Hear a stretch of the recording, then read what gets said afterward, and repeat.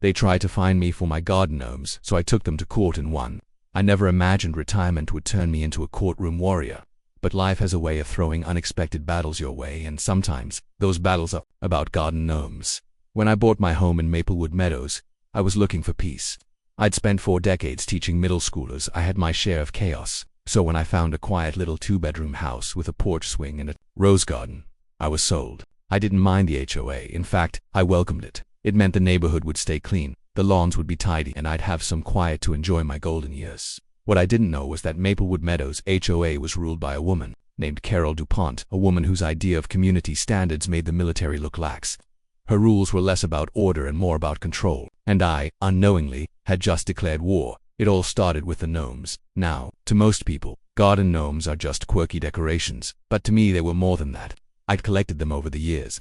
Some were gifts from my grandkids, others I picked up on road trips with my late brother. Each one had a personality. Roger the fishing gnome sat by the pond.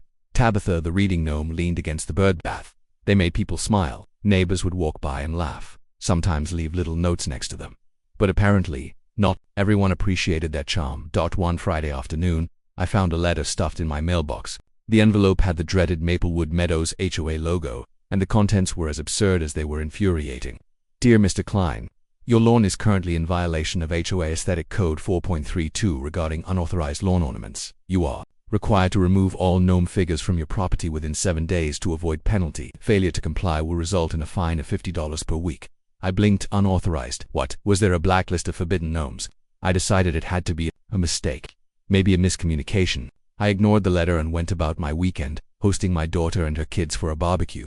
My grandson painted a tiny "No Gnome Left Behind" sign that we stuck next to Tabitha. Then came the second letter, this time with a $50 fine. The third came with another fine and the word "final warning" in bold red letters. At the next HOA meeting, I showed up early with a folder full of bylaws, printed emails, and yes, Roger the fishing gnome cradled under my arm. When they opened the floor to homeowner questions, I stood up. I'd like to ask where in the HOA rules it says I can't have garden gnomes, I said calmly, flipping through my folder. Carol DuPont looked down her nose at me like I was a roach on her white carpet. Section 4.3.2 covers unsightly or excessive lawn decorations. The board reserves the right to deem what qualifies, so that's subjective. I asked. Carol folded her arms.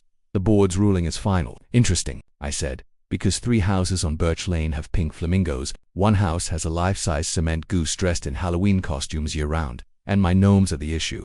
Several people in the room chuckled. Even one of the board members cracked a smile. Those homeowners were sent letters as well. Carol snapped. Were they fined? I asked. Silence. Night. I got a final notice taped to my door. Remove the gnomes within 24 hours or face legal action. That's when I realized this wasn't just about gnomes. This was about control. And I wasn't going to be bullied into giving up something that brought me and others joy. I decided to fight back. I hired a lawyer who specialized in HOA disputes.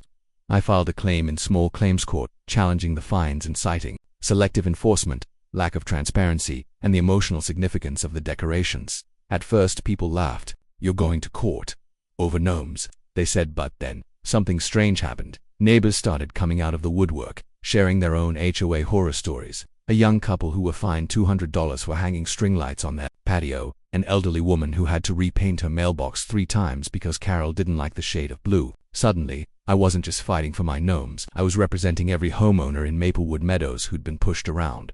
Court day arrived. Carol showed up in a blazer so stiff it looked like body armor. She brought along 2 board members and a binder the size of a car battery. I had my lawyer, my folder of documents, and Roger the gnome sitting quietly in my bag.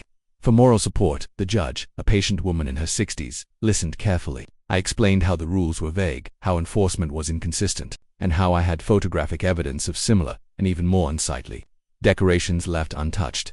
Then I talked about the gnomes. I explained how each one had a story, how they'd been part of my healing after losing my brother, how my grandkids named them, played with them, and even made up fairy tales about the gnome village in Grandpa's garden. By the end of it, even the judge was smiling. Carol tried to argue that the HOA had full discretionary power, but the judge cut her off. Power must still be exercised fairly. Ms. DuPont, selective enforcement is a violation of your own charter, her verdict. The fines were reversed. The HOA was ordered to update their policies with clear, measurable guidelines, and most importantly, the gnomes could stay. I walked out of that courtroom like I'd just won the Super Bowl that weekend. Something magical happened.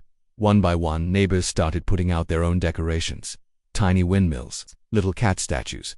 Even a few more gnomes showed up. One house down the block installed a small gnome crossing sign. It was as if a weight had been lifted off the whole neighborhood. Carol eventually stepped down from the HOA board. Rumor has it she tried to run for the garden club instead and lost.